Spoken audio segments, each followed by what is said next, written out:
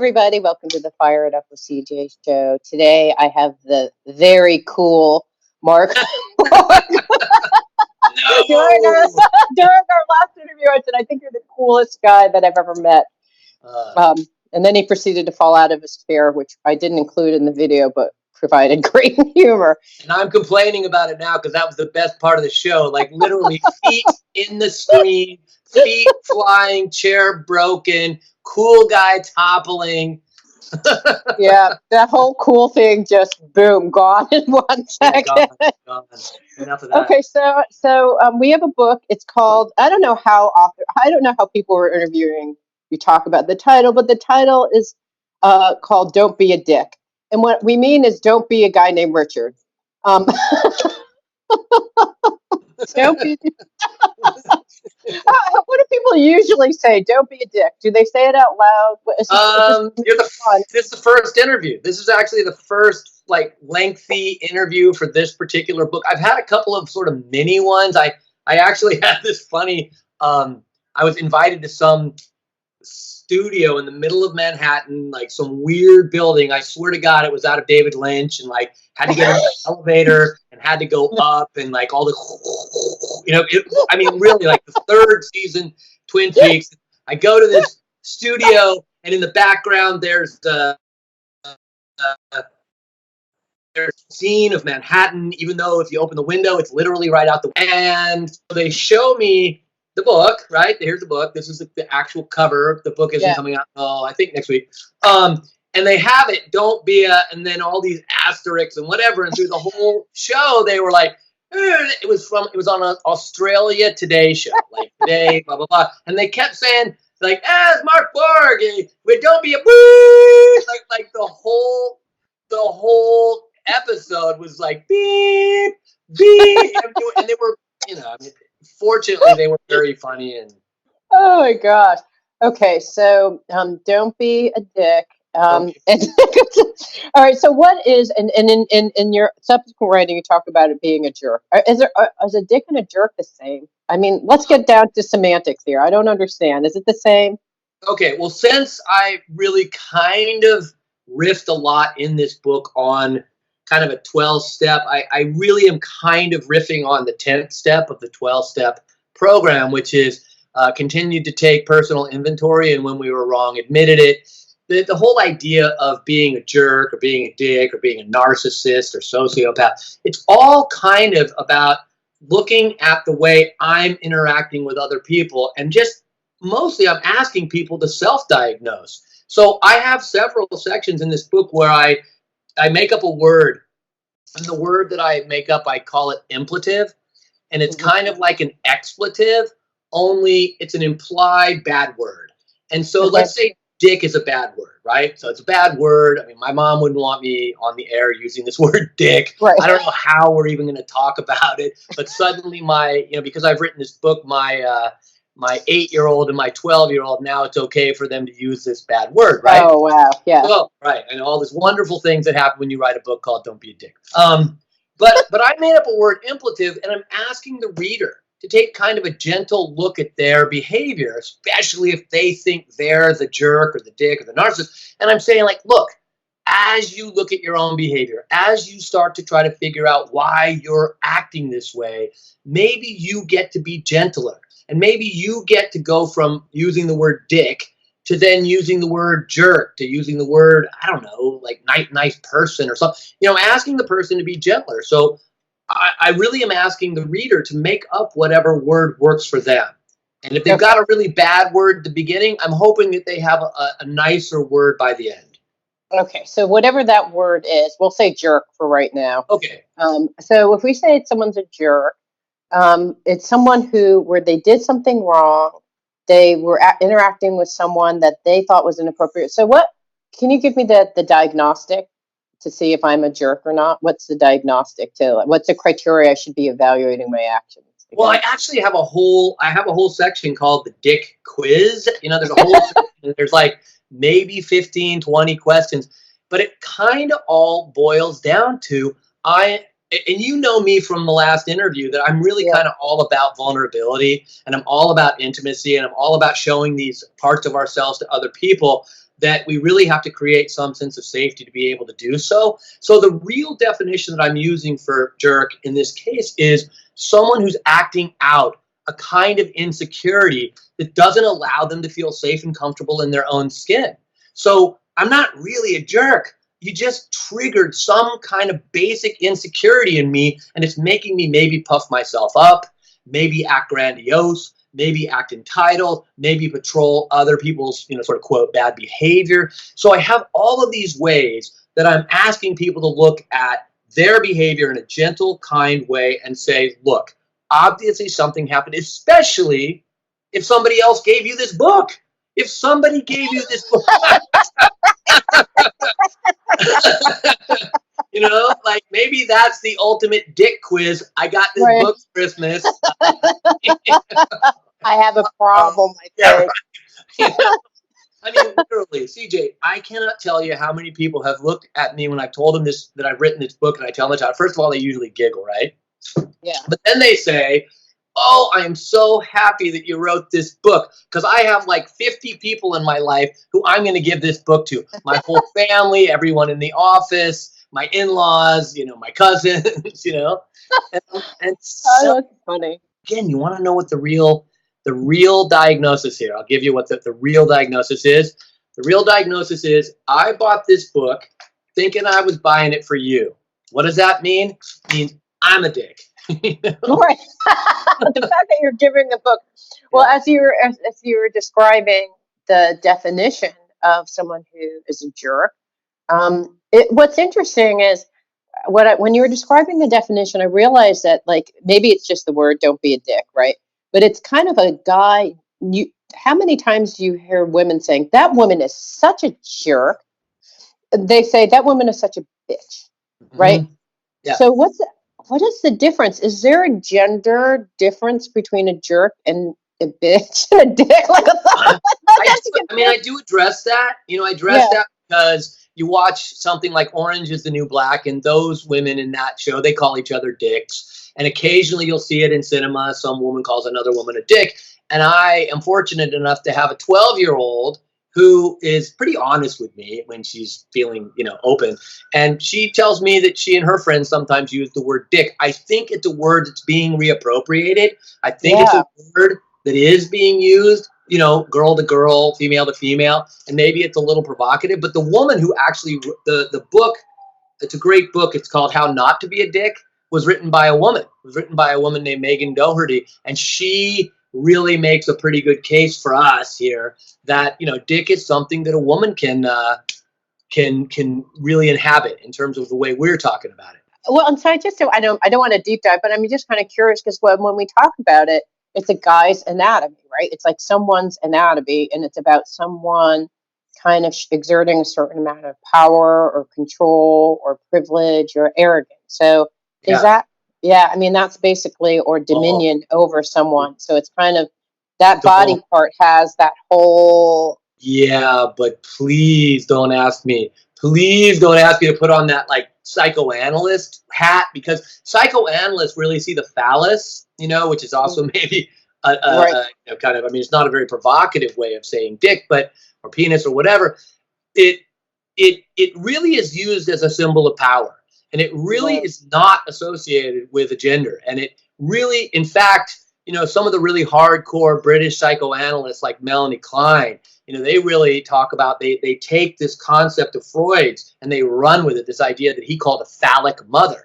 The phallic mother in Freud's terminology was basically, a woman that somehow is so overpowering and creates such anxiety in the male that the male becomes some kind of impotent. And what the man then does with his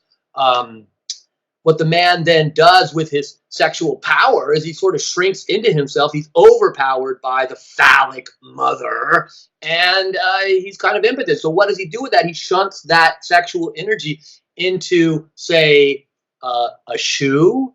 And this is sort of a roundabout kind of twisted way of getting to the concept of fetish.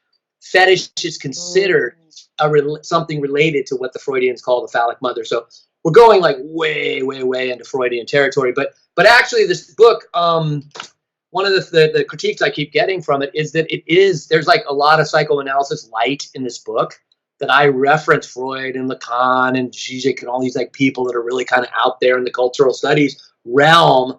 But my real project was to try to make it accessible. So I love the idea that you and I could have this conversation and go like, damn it, let women, be the dick, let them inhabit the jerk or whatever it is. Because the last thing I ever would want to do is to be exclusionary in this. Well, it's funny because I have two reactions as a woman. One is that thing you're not supposed to do when you're a woman is to be a dick or overpowering or any of these things. But yet, I think that I was just talking to someone about negotiating salaries and how women have to negotiate salaries in a different way, and how I have a hard driving friend who is a corporate attorney. And when she negotiates a deal on the behalf of this very large company, she's just like a driving phallic mother, right? I mean, she's just like trying to get you to crumble during the negotiation. That's her whole reason for being there. But yet when she tries to do that with her boss, it's like a total nightmare because there are these gender expectations that women in a collaborative work setting should not be doing that. Women negotiating can act in a completely different way, but women, so I don't know. It's interesting. I don't know if you've thought about the gender, like, I don't know. Women can be this way. And when they are being this way, it's like, now you're making people cower and have and that's kind of considered a bitch. Yeah, right. So when a man does that, it's okay. Yeah, but again, okay up to a certain point, but still, I think one of the things that I'm talking about is when you use this behavior, whether you're male or female, to basically isolate yourself from other people. One of the other main quotes that I used to write the whole book says, it's also from 12 Steps. It says, we stepped on the toes of our fellows and they retaliate. Seemingly without provocation, we find invariably we've made decisions based on self, which place us in a position to be heard. So I'm basically trying to get at this behavior to open up and say, if you are reacting to your insecurity and your anxiety in a hostile, aggressive way, call it a jerk, call it a dick, there's probably other very bad words we can use, then somehow or other, what you're really doing is you are isolating yourself. You are putting yourself in a place of extreme isolation, which is only increasing the anxiety and all but ensuring that you're going to act worse each time. So, because the other major inspiration for this book actually is that Grant Brenner and Danny Barry and I wrote 2 books, one of which you and I talked about last time, and we also have 2 blogs on Psychology Today. And so we kind of go regularly. We're on Psychology Today, and I notice that all of the time, if you look at the most popular blogs on entries on Psychology Today, they're always like how you detect a narcissist, how you detect a sociopath, how you a psychopath, blah blah blah. And I'm like, geez, like every single popular blog seems to be about how do you protect yourself from this person, and I have the answer. Okay, how do you protect yourself from people who are like being this person? Wait. How do you protect yourself from being that person, or how do you protect yourself from that person? It seems like both. 2 things. Both. Yeah. No, it's the same thing, because I think that the second one of the formulas I have is like also the question, either you're a dick or I am. Well, I don't think that's true. I think it's when one of us is a dick, it's an invitation for the other one to also be a dick. You know what I'm saying? Like, that's what I'm saying is there's no such thing really as a one dick. A dick walking through New York City is an invitation to what we call, when we were kids and we used to pee, my brother and I, blah, blah, blah. Yeah. We call that a sword fight, Like. Okay, so it's kind of an escalation. Like when someone decides to isolate themselves, they somehow give the permission for that other person to act poorly too. Yes, that's right. So, gosh, there's no one that I can think of in the public eye that's like this. No, me neither. Let me think. Inspired by I'm going to just tell you this. Something terrible happened. It's totally personal, and I want to be careful about this. But I'm married to a Japanese woman, and we have 2 kids, and we live in New York, and we go to California every Christmas and summer, and it's really nice. My parents are Republicans, and Okay. sort of fundamentalists and this and that. And one of the greatest relationships I have in my whole life is with my mother and my stepfather. I adore them, and somehow we have this incredible agreement that we are not going to be dicks to each other about these big issues in our lives. It's Okay. really important to me that this country is open to immigrants. I am married to one. It's very Right. important to me that we're hospitable and loving and kind to other people all the time. I live in New York City. I'm in the subway all the time, like really caring for whoever. I mean, I have lots of different kinds of people that walk in this door. Yes, there's an audio book. I'm getting these notes up here. Yes. Right. So the point is, so we're sitting here and we do love my parents and we do feel like they've really cared for us. And we are in the inflatable bed that they make for us in the back bedroom. And all of a sudden, my wife looks up and she sees on the bookshelf behind some books this like tuft of orange hair, and it's a signed photograph by Oh, of wow. someone who has orange hair. Oh, So to my parents in the room that my wife and I are sleeping. So we had this incredible opportunity to, okay. So what did you do? How did you protect yourself? And at the same time, like you love your parents, you have certain values that may be different than your parents in terms and of policies and attitudes, but you most importantly value love above all else. That's right. And so what did I do? My wife and I did this. We take this in the book. It's in there. It's in the book. We do inventory. We basically do this sort of cost benefits analysis of each action. We first hit pause. That's the most important thing. There's no way that you're going to stop being a jerk to other people unless you can hit pause. You can start to do this cost benefits analysis and really think about a few things. One, we're in someone else's territory, right? Right, you're in their house, right? We're in this house, and of course, we hope they'd be hospitable, but there's a lot of things going on. It's back there. It's hidden behind certain books. It's a tuft of orange hair. It's not a big frame poster. There's a lot of things going on that impulsive action would absolutely lead to me becoming a dick and going out there and defending my wife and defending my principles and defending all this kind of stuff that I believe in. But historically, what's really gone on between my parents and I, and now my wife, is that we are very thoughtful about how we react. And so even if there is a dickish moment or a jerkish moment, whatever, the fact that somehow or other we can hit pause, we can think, we can support and love each other, my wife and I, we can take that photograph and turn it around. And then later, during a time where it was calm and peaceful, I can talk to my mother and stepfather, which is what I did. And they were shocked. They laughed hysterically because what actually happened is they didn't even remember that in the first election they had actually gotten this because they were going to vote, and they've actually been quite disappointed since. So if we'd gone at this just attacking, dickish, entitled, again, the formula, there's no such thing as one. A dick is a walking invitation for other people to join. If my wife and I had impulsively jumped on this in this entitled, oh, you're so inhospitable, how could you possibly, in our room, we would have missed so much information. There's so much information that you can get through. And I think there's a lot of information, as difficult as this is, because I live in New York and I don't get a lot of opportunity to talk to people who are way across the aisle. It's not like I'm this shrink who writes and does all the things. It's not like, believe me, I do not have a parade of, very conservative people coming in and out of my practice daily. That's just, right. Like the interaction with other is really whoever is other to us. That's what not being a jerk is about. It's not about, oh, it's so easy and I can sit here with you and we're both probably have pretty similar values. That's not where it counts. Right. I mean, it's where. So what are the other parts? Awful. What are the other parts of the formula? Because and I had a recent experience where I was sitting with someone who had extremely different views than me, and he voted last year in a different way than I did. And I said, so tell me why. Like, I'm just curious. Like, what appealed to you, and will you vote again? And have you read these policies? And what do you think about it? And it was a totally cordial. He started off the conversation when I asked him about his politics, crossing his arms.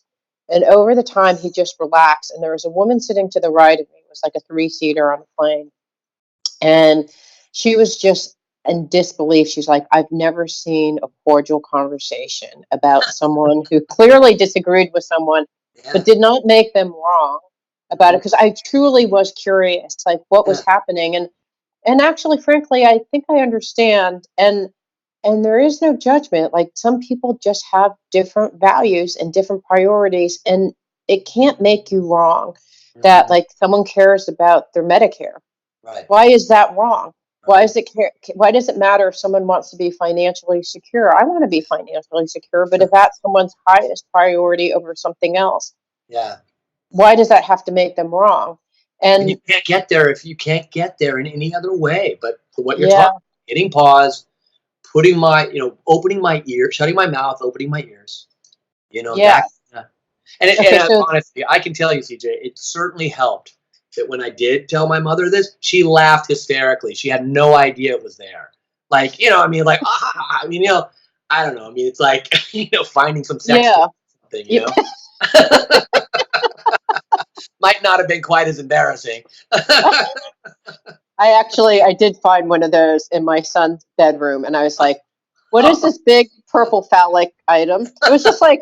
It was like sort of tucked away, and I'm like, "What is this?" And he's like, "Oh," and because I was a little bit worried about what was happening, so I was like kept figuring out how to talk about this in not a dickish way.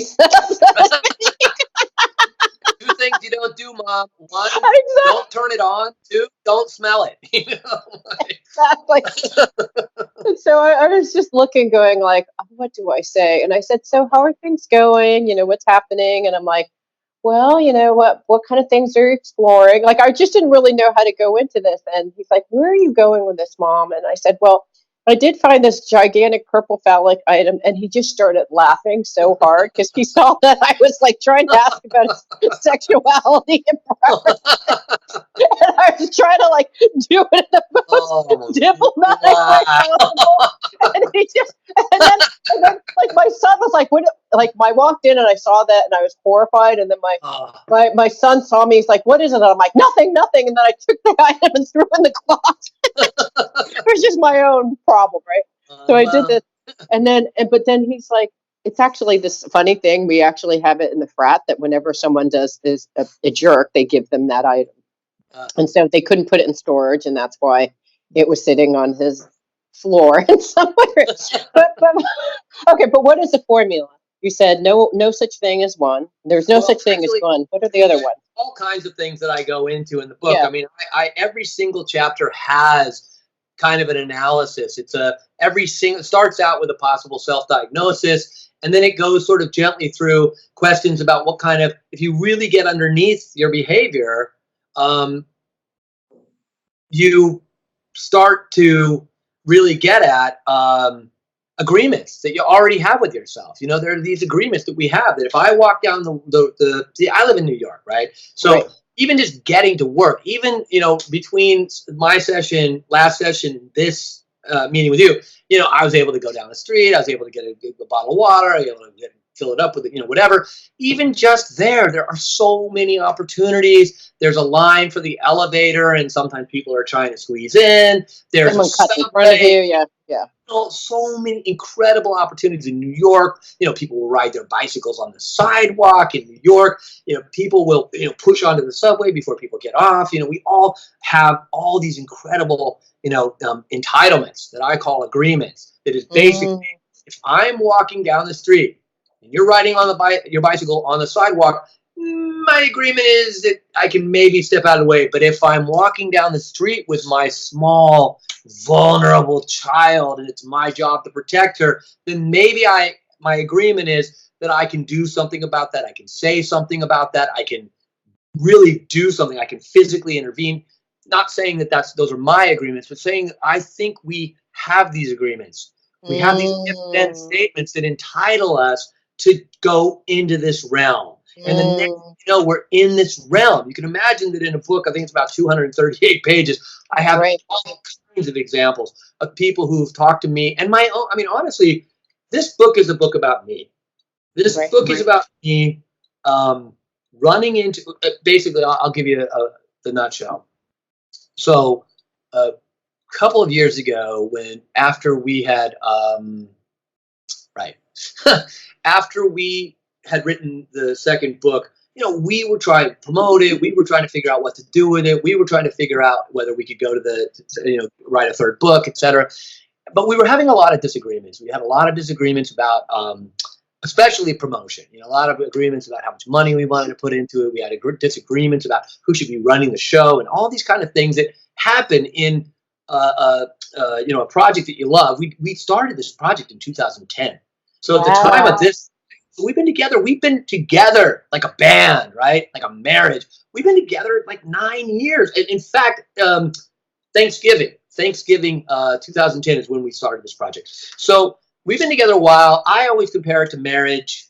Grant Brenner is very uncomfortable with the idea of marriage. Danny Barry is more open to it, to the idea of it. So we're sitting at our favorite restaurant. It's called Neptune. It's in the East Village. It's on 1st between 11th and 12th. And we're sitting there having this major disagreement. And I heard Danny and Grant like going like to head to head to head to head. And I finally felt I took sides. I got in the middle of this conversation and I started saying, shut the up, shut the. And one of them was like, you can't talk to me like that, Mark. You can't talk to me like that. You can't talk to me like that, Mark. I go, shut up, shut it up, shut it. Now this person who I'm telling this to in public, right, is also a person who used to be the medical director of the William Alison White Institute for Psychology, Psychiatry, and Psychoanalysis. So this person isn't necessarily somebody who's used to being told to shut the F up in public. Right. And I'm standing up and I'm like, wow, I'm animated, like falling over my chair, as I have a tendency to do.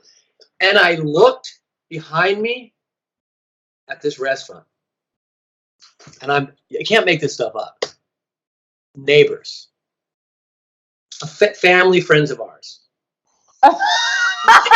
Just looking at me like, because I'm this therapist / dad / husband / You're the calm one I'm supposed to go to when I have problems. Yeah, I'm like this decent human being who walks around and wear my, whatever, and I like take the kids to school and I hold my wife's hand, blah blah blah. And I'm telling this guy in public, I'm like, boom, and I swear that moment was the whole inspiration for this book.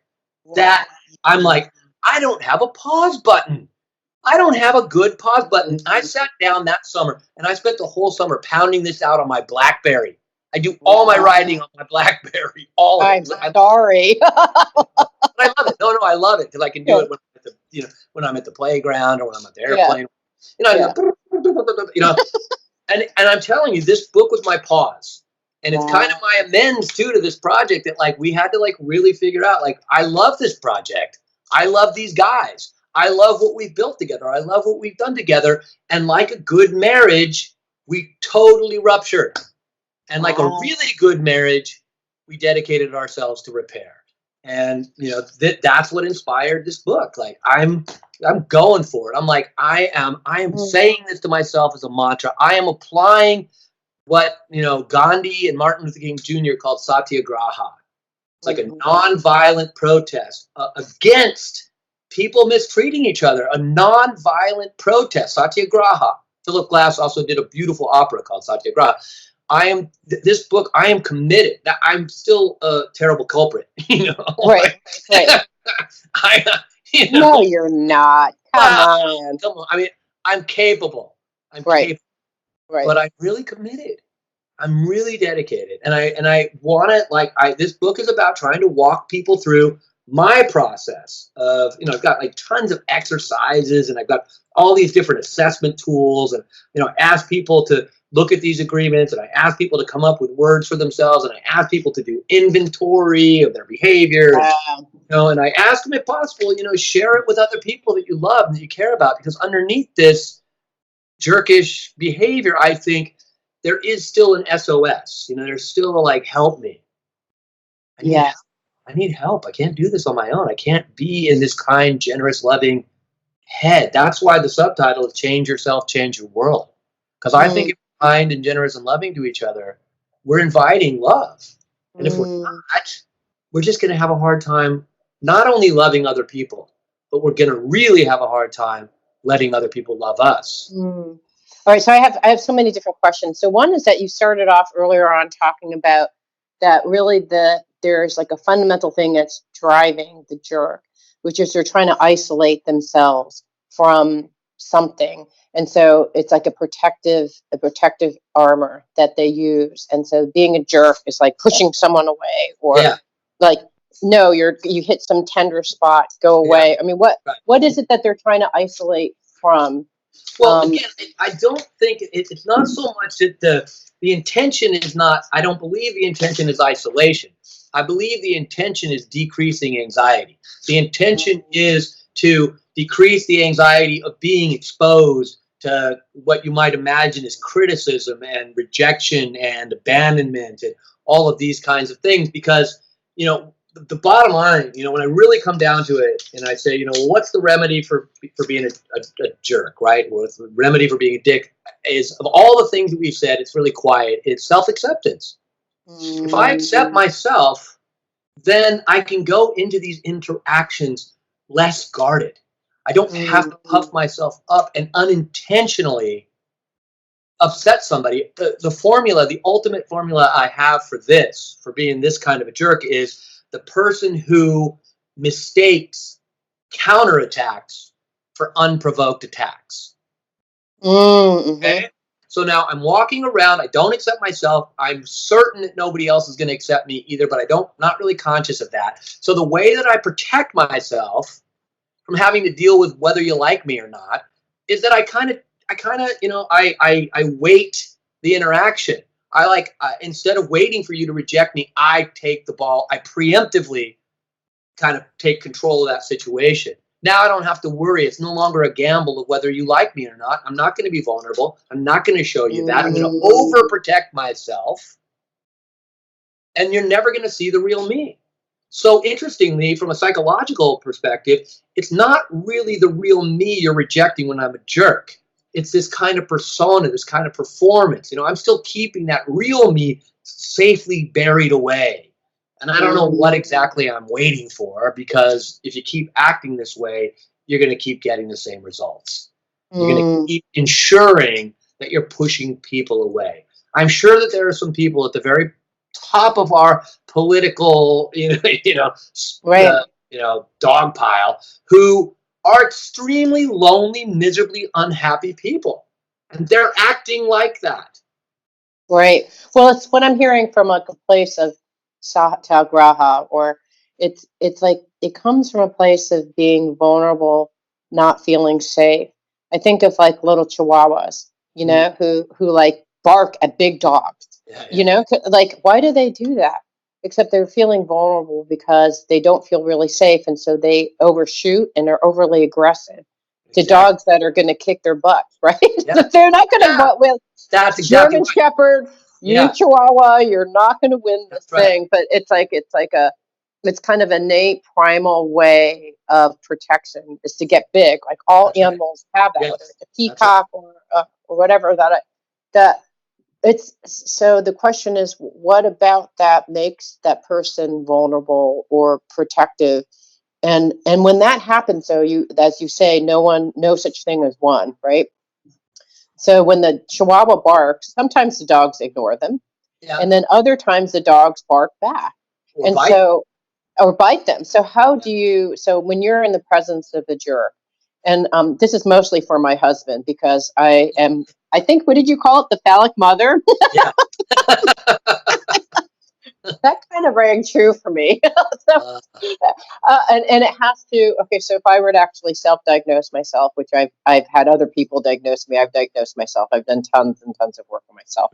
But what I would say is that I had an over-controlling mother, and I kind of vowed to myself that no one was ever going to put me in a position like that. So what happens is I go overboard. So I try to control situations far more than I should, and then what happens is my mom would never stop.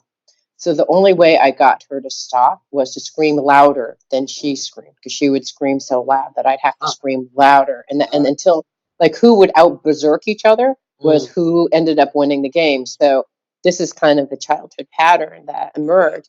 Now comes me in present day.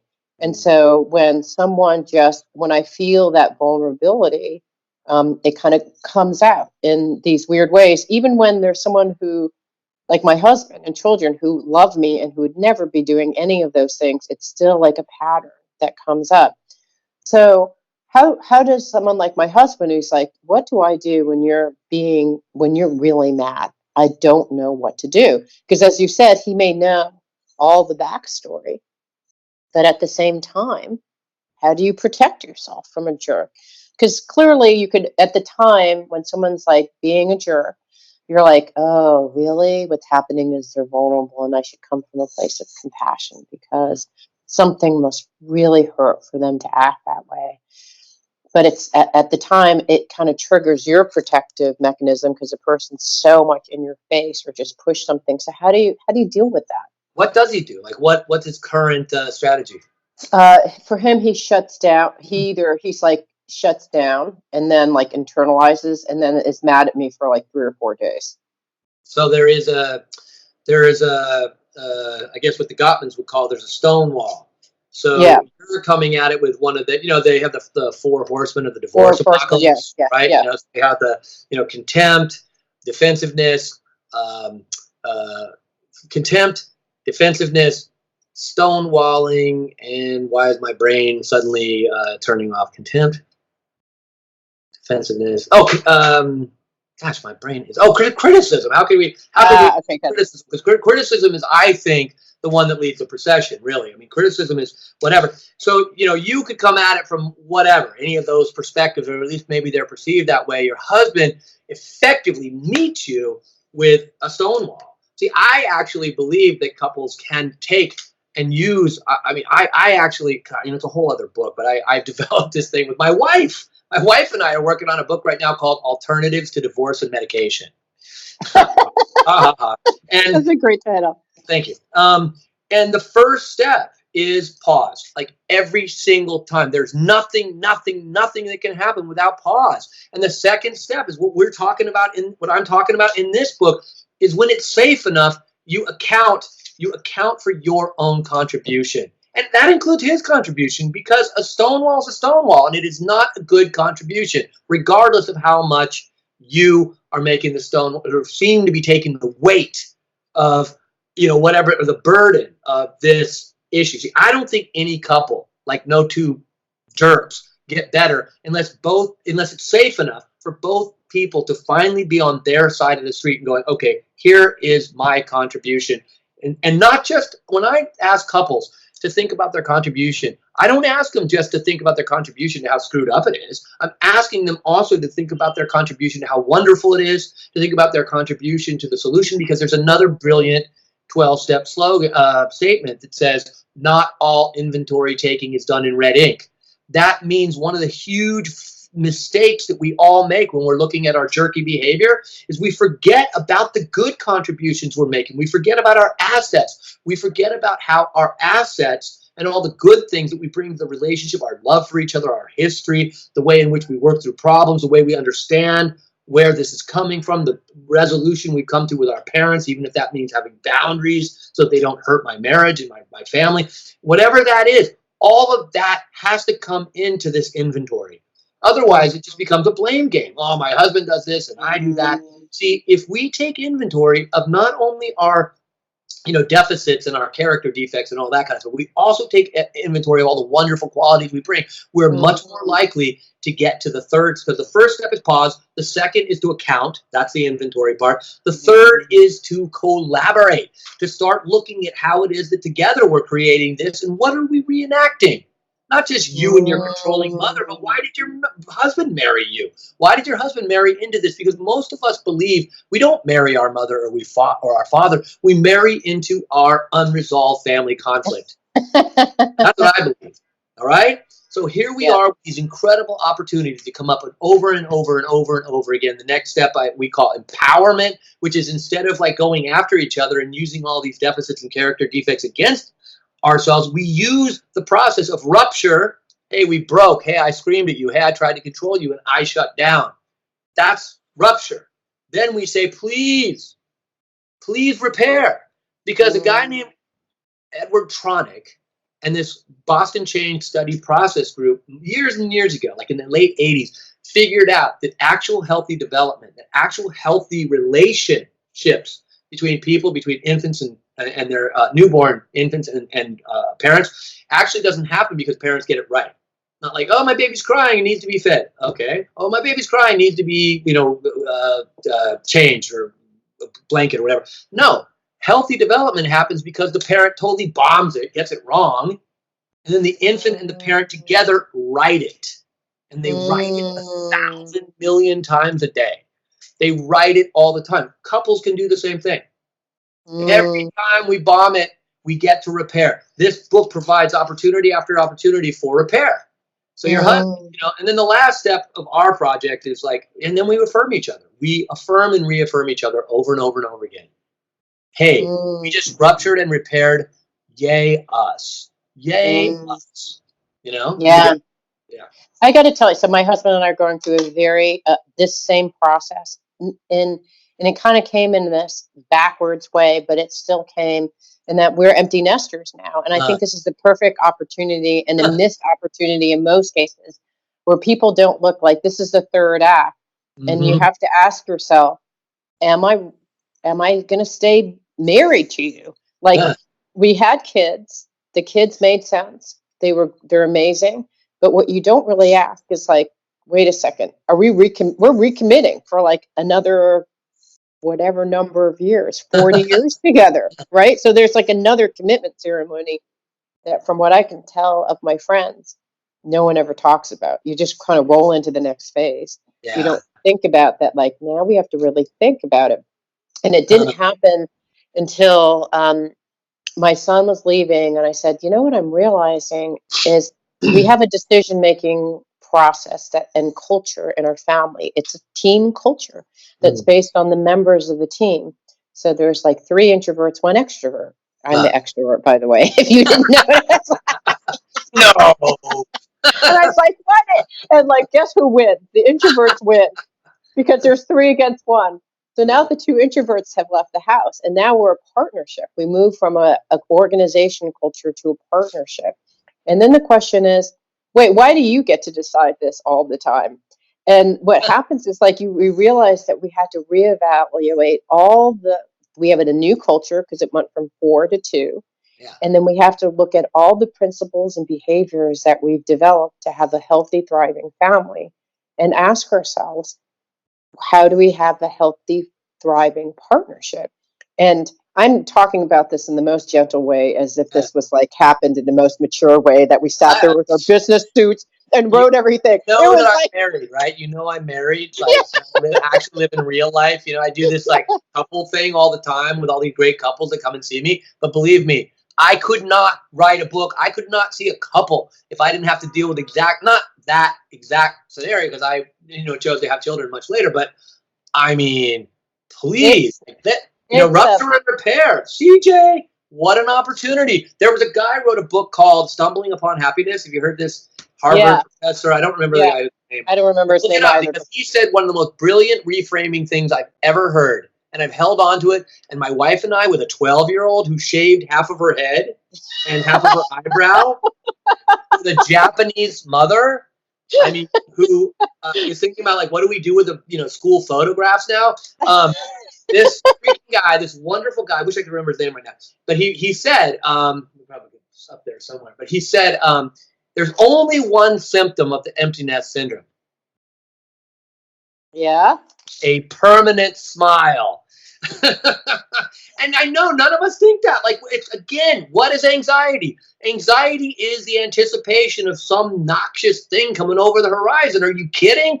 Party down. You get to reinvent yourself. You get to reinvent yourself. You get to reinvent your marriage. You get to know this guy that you fell in love with, whenever that was. The woman who married my wife and I was this, oh my God, this wonderful, beautiful woman, like super mystical. And she did all this, really interesting counseling and Reiki and wonderful, really open. Wow. Just incredible woman, and we got married under this Krishna tree in the Tompkins Square Park, back when all the punks rioted in the 80s, under this Right. beautiful tree and a beautiful April day. And she Uh, sits there and she says to us, this little beautiful Singaporean woman, she says, you can fall in love every day.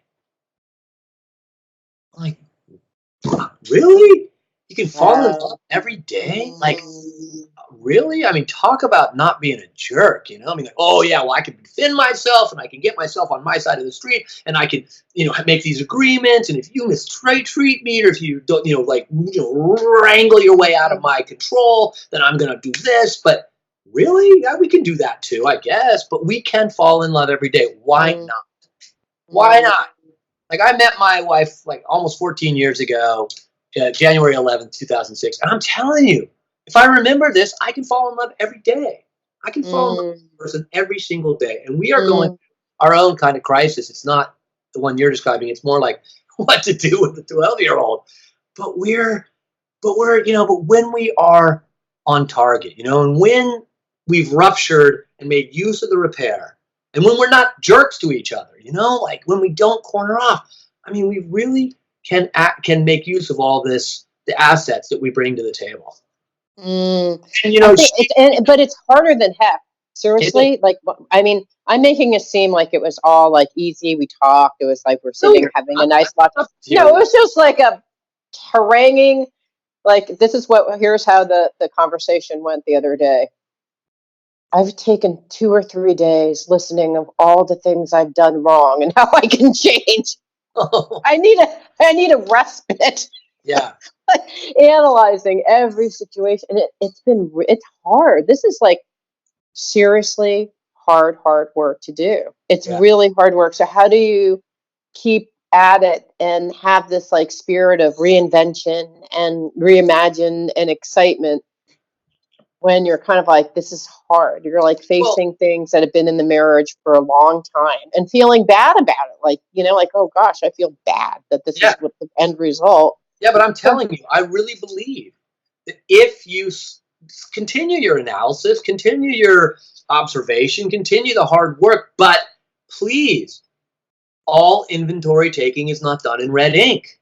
When couples go from pure critical analysis to an analysis of the actual bigger picture of their marriage, of their relationship, I'm telling you, it looks dramatically different. It does not look like this horrible mess, or maybe it looks like a mess, but it looks like a mess that's gotten messy many times over, and we have somehow used all of our assets and resources to reunite, to come back together this million times. See, the thing about rupture and repair is that it happens a million zillion times and we never notice it. We don't give ourselves credit. We don't hold on to it. All we see in the bad spot is the bad spot. It's like you go and look at somebody's review of a restaurant or of a psychological practice or something like that, right? You either see like 5 stars or 1 stars. Why?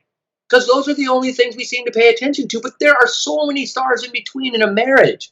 There's so much we just don't pay attention to. I literally, in this freaking book that I'm like, is my amends, I literally give example after example. I give these exercises where I'm asking people to take a problem and look at the deficit, look at the problem, look at the issue, and throw up their resources and assets and gifts and talents to resolve that problem. I'm not asking anybody to snap your fingers and get over it. I don't believe in that. Or to judge the other person. What I'm hearing is the inventory is the positive and negative, no red ink, which I think is actually, when you're doing critical analysis, somehow the critical ends up being just criticizing, not critical analysis. That's so right. I think that's part of it. Right. Yeah. That goes back to what we talked about last time, which is a tool that Danny and Grant and I came up with called the 40-20-40. And it is a deep listening tool where we're still doing this, cost benefits analysis, but we're not judging or criticizing the partner. We are talking about ourselves. I have 2 rules for couples when it comes to doing this inventory. 2 rules. Ready? Yes. I'm writing it down. I have a pen. I'm writing. Well, yeah, we're not recording this. Okay. Rule number 1. This is how important I think it is. It's my number one rule for all couples dealing with inventory. Here's the inventory rule. 1, keep the focus on yourself.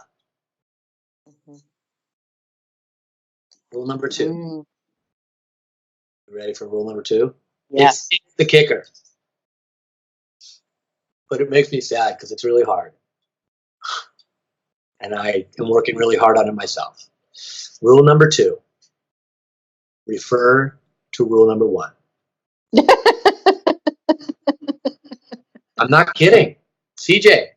It's so true. We get nowhere by blasting our partner. We get nowhere by criticizing our partner. We get nowhere by defending ourselves against what our partner has to offer us. We get nowhere. We get nowhere. We get right here. That's where we get. This is not a funny book. I wish it was. I wish that this was a humorous book like the F Feelings book. Oh, what a great book. Bennett and his daughter, whatever. Right. They wrote a brilliant, funny book, or Un-F Yourself. Funny. This is not a funny book. This is like a book for people who want to love each other. This is a book for people who want to be intimate with each other, just like my last 2 books. I don't care about funny. I'm not a comic. You are a comic, but people want to know before we have to wrap up. But can you tell us quickly? When's the book coming out? Can people get discounts? Is there going to be an audio version? Yes. Okay. So it's coming out November 19th. You can get it through CRP, Central Recovery Press. They're selling it on Amazon and all kinds of booksellers. I just saw today that the audio book is going to be available very soon. I think you can pre-order both the audio and the Audible and the paperback and Kindle and all that kind of stuff. So it's coming out. Our group, the Irrelationship Group, we just wrote a blog about it on Psychology Today. The wonderful Hera Estroff Morano, who wrote a brilliant book called Nation of Wimps. She interviewed me on Psychology Today, so that's on Psychology Today. Yeah, so it's pretty cool. It's fun. Excellent. Thank you so much. It's just always a delight talking to you. I'll be here for my next cool book. Guy. Okay. I am not. Cowabunga.